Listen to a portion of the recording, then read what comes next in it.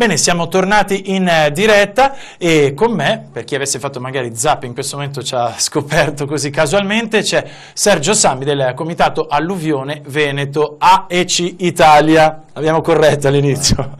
Allora, abbiamo appena sentito Rosario Maccarone, che è il presidente del Comitato Alluvione appunto Veneto, che ci ha un pochino ragguagliato su ciò che è la situazione. Abbiamo parlato anche di una petizione importante. Successivamente, nell'ambito della nostra trasmissione, sentiremo anche il sindaco di Casal Serugo, Elisa Venturini, tenteremo di contattarla telefonicamente, e Daniele Donà, sindaco di Battaglia Terme, e il professor Luigi Dalpaus, ordinario di idraulica dell'Università di Padova, per focalizzare un po' di più sul territorio ciò che sono le problematiche, ma stiamo parlando a tutto tondo di ciò che è l'alluvione, partendo retroattivamente dal 2010. Vedevo che parlando appunto della petizione, Sambi scuoteva un po' la testa. Come mai? Cioè, i sindaci vi hanno dato una mano o no? Non tutti, si è detto. Allora, partiamo dal concetto che la petizione sta partendo in questo momento. È una cosa fresca. È una cosa molto fresca e verrà appoggiata a livello Italia da tutto il movimento Mai Più, che è l'insieme dei comitati nazionali alluvionati e terremotati, che si è costituito a Firenze il 13 febbraio. Sì, qui vediamo anche delle immagini proprio pazzesche di quello che è successo poc'anzi. Cioè, questo è l'ultimo è del 2014. Sono le immagini, proprio ringrazio Alice Bragantini, proprio lei è andata in loco insieme anche ad altri nostri della redazione, colleghi, e hanno mostrato ciò che era veramente, perché se uno non lo vede, se non va lì, non capisce, non può veramente capire la situazione della povera gente che si trovava veramente, guardate quanta acqua in casa improvvisamente. Prego. Allora, dicevo, questi fatti che noi abbiamo poc'anzi visto arrivano improvvisi, arrivano più o meno improvvisi. Ogni anno però, l'ho rimarcato. E diciamo più che ogni anno ormai, purtroppo, a ogni evento di una certa consistenza.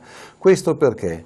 Perché abbiamo un territorio che è stato, tra virgolette, abbandonato, non è stata seguita una corretta cura di quelli che sono gli alvei, di quello che sono gli apporti fluviali. Ogni alluvione viene giù una massa di materiale e va ad appesantire. I tecnici dicono non possa essere scavato l'acqua dalla base perché cedono gli argini. Sì. Ci sono tutta una serie di problematiche. Ho sentito un sacco di problematiche. Fino a ieri io ho sempre sentito dire no, l'idrovia veneta non serve, bisogna fare la Padova-Venezia, è una spesa inutile, anche se abbandonata. Adesso tutti siamo sotto elezioni, ricavalcano la vicenda. Quello che io intendo però rimarcare è questo. La gente ha subito dei danni, ha avuto l'acqua in casa, non poteva magari essere avvertita, soprattutto a Battaglia adesso, perché se chi regola il flusso delle acque, e c'è un insieme che è dato dai consorzi, da chi che sia, adesso chi dà l'ordine genio, i consorzi, la prefettura che dice c'è una regia, c'è. Sì. Il sindaco di Battaglia, che sentiremo poi, da quello che ho capito, l'altra sera nella riunione del comitato dei cittadini a Battaglia ha sollevato delle perplessità, ha detto facciamo una regia unica, lo ha detto ancora nel 2010. E su quello io gli do perfettamente ragione. Quello che ha lasciato perplesso, e adesso salto dal 2010 a oggi, scusatemi di questo, prego, noi cerchiamo di seguire. Allora, dei sindaci hanno supposto che ci possa essere stata una regia che ha danneggiato, diciamo, un territorio, vedi Montegrotto Terme più che non Battaglia. Questo per salvare un'area che, a detta di qualcuno, pare ovviamente, essendo la zona industriale e soprattutto essendo lo snodo tecnologico e diciamo delle telecomunicazioni più importanti, soprattutto in questa zona dove siete voi, dove ci sono gli snodi principali dell'Edison, della Telecom, ecco, e sono sotterranei evidentemente. Se questa è una zona industriale, si sa. Bisogna optare per altre zone.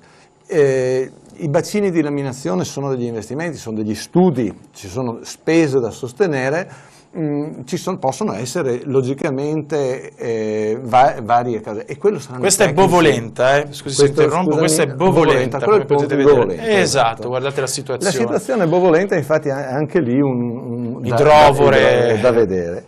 Quello che dobbiamo comunque capire è questo. I sindaci hanno fatto un esposto, una segnalazione, dicendo supponiamo che ci sia una regia a monte che ci ha danneggiato e avete danneggiato noi, il nostro paese. Allora noi come associazione cosa abbiamo detto? Un momento, se è vero che c'è una regia o qualcuno ha stabilito di danneggiare queste famiglie vanno rimborsate. Sì. Allora noi non diamo colpa a nessuno, non siamo noi a dire è colpa di questo, non puntate il dito, perché nessuno punterà il dito. Noi ci vogliono anche le prove per puntare ma vorrei ben vedere. I cittadini che noi rappresentiamo e che stiamo rappresentando, perché i comitati che sorgono stanno venendo nel contenitore che è l'AIC, vengono per avere una tranquillità. Noi gli diciamo questo, noi sosteniamo quello che stanno facendo i sindaci. In più abbiamo già pronta, non è stata presentata ancora, abbiamo pronta non è una denuncia, è un affiancamento all'azione dei sindaci in supporto, in modo tale che se qualcuno ha sbagliato paga. E allora noi ci costituiremo parte civile. Io chiedo, è possibile, Sambi, in Italia che qualcuno paghi? Io ieri sera guardavo un programma su una rete nazionale e si rideva, si scherzava proprio su i famosi rimborsi, no, che i nostri magari politici spesso chiedono, e ne abbiamo sentite di cotte e di crude. Eppure chi paga? Paga sempre il cittadino, paga la signora che improvvisamente deve buttare via tutti i mobili che magari aveva appena acquistato dopo appunto la famosa alluvione del 2010 e di nuovo si ritrova con niente, magari chiedendo anche alla banca dei prestiti piuttosto che, ma non per comprarsi la Porsche, la pelliccia e il Rolex, ma semplicemente perché gli serve il microonde, gli serve il frigorifero, la lavatrice, Allora, non so se a te mi è successo, noi abbiamo preso a cuore la vicenda dei cittadini. Ci sono state, dopo le ultime vicissitudini, sì. Ci sono state vicissitudini, per chi non lo sapesse, la Regione ha chiesto la restituzione di parte delle cifre, di parte dei contributi, avendo, come diceva prima Maccarone, ho promesso 100. Mediamo 75. Ti do 75. Una persona si è impegnata economicamente nell'immediato, perché nel corso della riunione della costituzione del circolo di Veggiano c'è stata una signora che ha detto no, io ho ricevuto l'SMS la vigilia di Natale, il regalo di Natale l'ho avuto, c'erano i contributi, è stato il primo acconto, è arrivato. Abbiamo fatto tutta una serie di riunioni pubbliche nelle quali è stato stabilito: ricevete i soldi, mi raccomando, fatturate, preparate. Sì, preparate tutto, gli incarti devono essere logicamente presi mesi dopo però è arrivata, sono arrivate le direttive ai sindaci su come e chi aveva diritto ad avere questo. E anche il vero effettivo capitale, diciamo? E quello che doveva essere accertato dai sindaci, perché i comuni sono stati praticamente la mano operativa della regione. Sono sempre, ed è logico. Il sindaco si piglia sempre il bastone e la carota, quasi mai. Il cagnolino, l'ultima, la parte finale che prende le sue. Abbiamo in collegamento anche il sindaco di Casal Serugo, Elisa Venturini. Pronto? Buonasera sindaco, grazie per la partecipazione dai Reporter per te. Stiamo cercando di approfondire, visto che io dico con tutta umiltà, quando finisce la notizia poi tutti se ne dimenticano. TV7 invece cerca di continuare a essere presente nel territorio e accanto alle famiglie. Sindaco, si parla appunto dei sindaci, siamo in compagnia di Sergio Sambi del Comitato Alluvione Veneto e vogliamo capire se qualcosa è cambiato, e si stava parlando un po' anche della problematica della regione, che prima ha detto è arrivato tutto l'ammontare di ciò che potrebbero essere insomma le spese da voi sostenute, non c'è problema, e poi adesso sembrerebbe che sia stata richiesta invece indietro parte. Com'è la sua visione, com'è la situazione e soprattutto com'è a Casal Serugo? Allora, innanzitutto saluto anche il signor Sambi di presente, saluto lei, tutti i telespettatori. Grazie Sindaco. Grazie. Come diceva, e questa è una dimostrazione, le emittenti private sono quelle che alla fine poi documentano la realtà e sono quelle più vicine ai cittadini. E Grazie. Loro ci sono poi gli amministratori locali, sindaci, che nonostante il tempo passi sono coloro che stanno vicino alle persone. Sì, stavamo appunto dicendo questo, bastone e carota purtroppo da parte della centralità romana.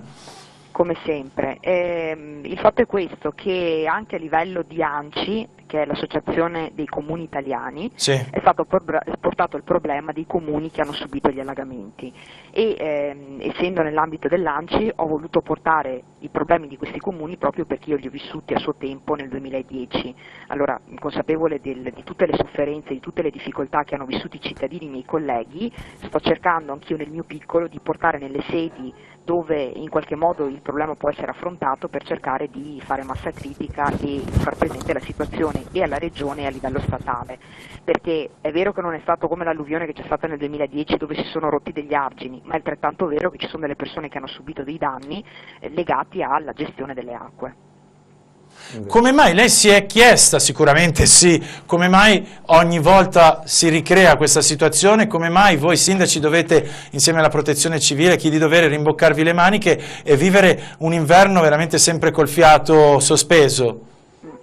È vero che il clima sta cambiando, perché questo è innegabile. Se pensiamo che da dicembre fino a qualche giorno fa, neanche settimana, qualche giorno fa è continuato a piovere, perché è da mesi che continua a piovere e nel giro di qualche giorno cade l'acqua che di solito negli anni passati cadeva in un anno, quindi dà un po' anche le dimensioni del fenomeno.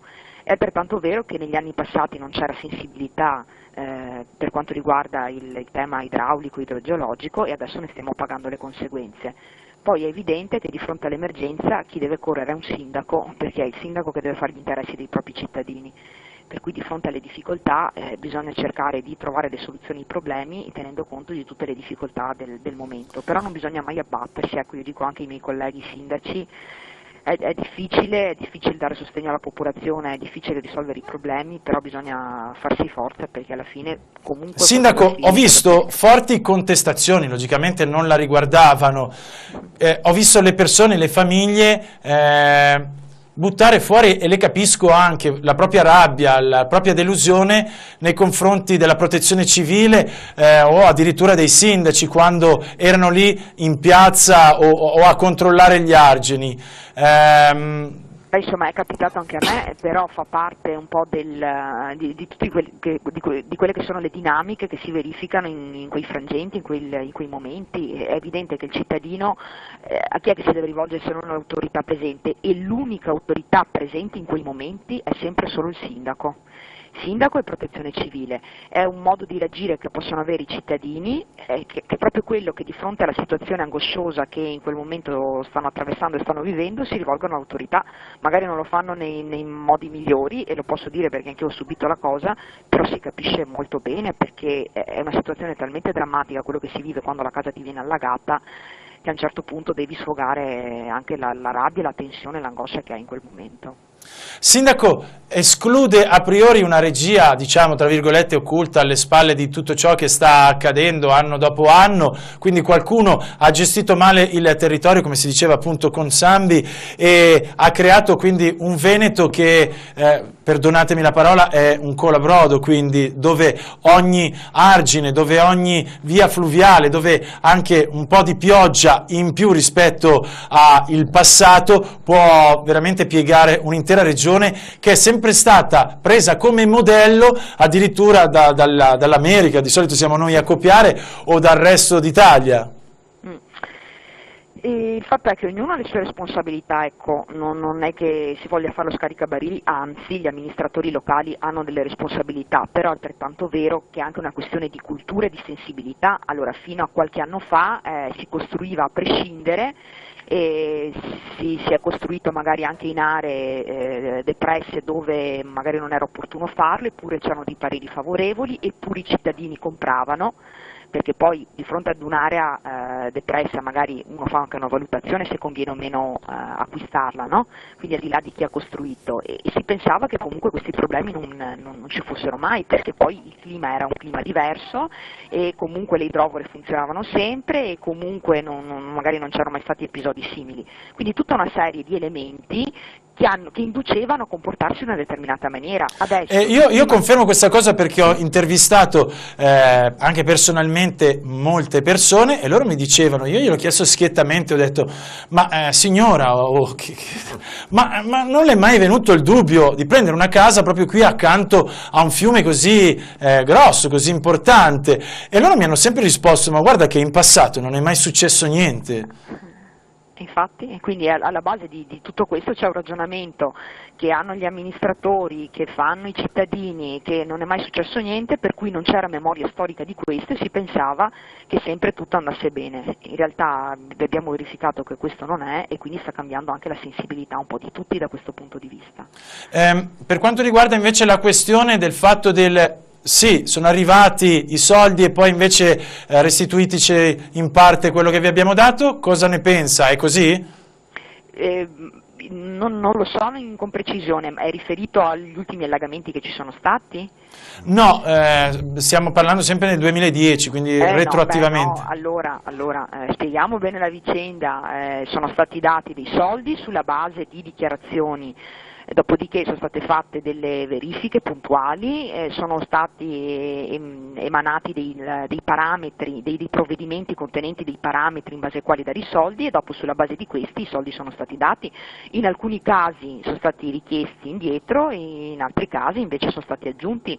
Nel caso di Casalserugo sono pochi in proporzione le chiedo una cosa, ringraziandola. Sì. Mi metto non come giornalista, non come conduttore, ma nei panni dell'uomo semplice. Allora, arriva l'alluvione, succede quello che succede, io magari in casa mia non ho mobili di valore, però sono mobili che hanno un valore per me sentimentale, non lo so, dico il mobile che mi ha lasciato la mia mamma, la mia nonna che non c'è più, piuttosto che, sembra un po' un discorso sciocco, me ne rendo conto, però queste cose secondo me non possono essere valutate effettivamente per quello che è soggettivo. Come funziona anche questo discorso? Allora, l'aspetto soggettivo è evidente che non viene preso in considerazione, anche se è quello che più in realtà fa star male. Perché io mi ricordo anche i miei cittadini che hanno perso le fotografie, ad esempio, di avvenimenti della loro vita, ed è stato un grande dolore, ma io lo capisco, perché fanno parte di episodi della propria vita. Per quanto riguarda gli oggetti, si dà un valore che è quello del mercato, si tenta di dare un valore che è quello, tenendo conto che il contributo che è stato dato nel 2010 non era una forma di risarcimento, ma è un contributo che lo Stato ha dato per ripristinare le condizioni di vita, per poter rientrare in casa e poter continuare a vivere. Negli episodi precedenti che ci sono stati nel mio comune, quindi negli anni 90, non è mai stato dato alcun contributo. Quindi le battaglie fatte nel 2010 con gli amministratori locali, con i sindaci, con la regione, per ottenere un contributo, alla fine comunque ha dato dei frutti, cosa che in passato non era mai successo. Grazie. Vedo Sambi che è accanto a me che forse vuole aggiungere qualcosa? Avremo modo di ribattere un attimo. Volevo chiedere solo al sindaco Annalisa Venturini. Il fatto di aver dato questo acconto nell'immediatezza e aver dato poi i parametri ai cittadini, tu hai diritto, tu non hai diritto, perché questo? Visto che c'erano i comuni che erano il braccio operativo della regione, perché dire al cittadino ti dare seppur meno di quello che era preventivato inizialmente, perché doveva essere dato inizialmente di più, perché arrivare dopo mesi, se non un anno quasi, a dirgli no, tu non avevi diritto. Sì, e perché usare un preziario di riferimento che è un preziario adatto a lavori pubblici e che non ha perché usare un preziario all'ingrosso vuol dire dimezzare un imponibile. Se io faccio il conto che mi indebito per il 25% della differenza su quello che mi è stato promesso e dopo devo tirare fuori invece del 25% un 70%, finisco nelle mani degli strozzini perché le banche soldi non ne danno più. Io ricevo telefonate alle 5 del mattino di persone disperate che chiedono aiuto. Qualcuno voleva suicidarsi, io gli ho detto indietro non si torna, perché c'è stata questa, cioè non l'ho detto io, è stato stabilito tra tutti e ci sono dei passaggi. Perché, signor Sindaco, questo fatto qui? Perché i comuni hanno fatto poi le verifiche? E perché non dare prima e dire aspetta un momento, io ti do, però se non hai diritto cosa gli ti do? Sentiamo la risposta perché ho paura che... il tempo, sì. Esatto, i tempi, c'è il meteo subito dopo la pubblicità. Scusate, prego Sindaco. Sì, nel caso di Casalserugo io ho fatto 80 riunioni, non una, 80, dove ho spiegato ai miei cittadini come funzionava, quindi se stavano male, se avevano problemi, avevano modo di dirmelo e me l'hanno detto nel corso delle riunioni piuttosto che nei colloqui privati, perché ho perso 3 anni della mia vita nel gestire questa calamità. Detto questo, e per fortuna siamo arrivati dopo qualche mese ad avere i parametri, dopo battaglie che hanno fatto i sindaci, mi ricordo una conferenza stampa indetta nel comune di Casalserugo, portata avanti dalla sottoscritta e a cui ha invitato anche gli altri sindaci, dove chiedevamo a Zaia che ci desse questi benedetti parametri, perché noi avevamo dato i soldi subito, perché bisognava darli subito, senza fare verifiche, senza rendersi conto di quanto avevano diritto le persone, abbiamo dato questi soldi e dopo però avevamo bisogno di parametri per andare a fare le verifiche nelle case, certo. Tra l'altro organizzandoci da soli, con del personale che si trovava presso altri enti, perché fare tipo 1000 casi, come è successo a Casalserugo, non è che ti organizzi nel giro di 2 giorni, hai bisogno anche di personale che ti venga a dare una mano, e i soldi dove si trovano? Allora è personale di altri comuni che nell'orario straordinario veniva nel comune di Casalserugo presso le abitazioni o le attività, quindi è stata una gestione legata ai tempi che ha dettato la Regione Veneto, ai quali noi comuni, noi sindaci siamo ribellati per cercare di accelerare i tempi il più possibile. E oltre a questo c'è da tener conto che i comuni hanno agito con le loro risorse, con i propri mezzi, in base a quello che potevano fare in quella circostanza precisa.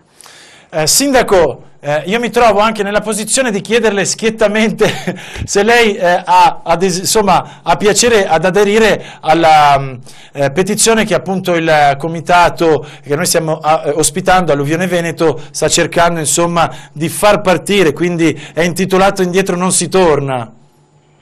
Ecco, appunto, indietro non si torna, cioè dopo 4 anni che ormai si è verificato questo episodio, io ripeto, ho dato la mia vita, perché ho passato non solo mesi ma anni in questo comune per cercare di gestire questa alluvione al meglio, ho fatto tutto quello che si poteva fare, dopodiché di fronte a questo veramente non so. Comunque sarete voi insomma del comitato magari a mettervi in contatto con il sindaco per mostrare e far capire le ragioni della vostra petizione, che potrebbe essere appunto, a quanto ho capito, sposabile.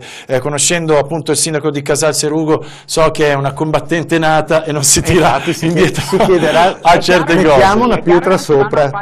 Sì, è chiaro che non si vanno a fare le battaglie per scantarsi contro i muri, si fanno e creare delle illusioni ai cittadini che poi magari non vengono realizzate. Bisogna fare delle battaglie dove si sa di portare a casa per i propri Esatto, perché Don Chisciotte rimane un libro.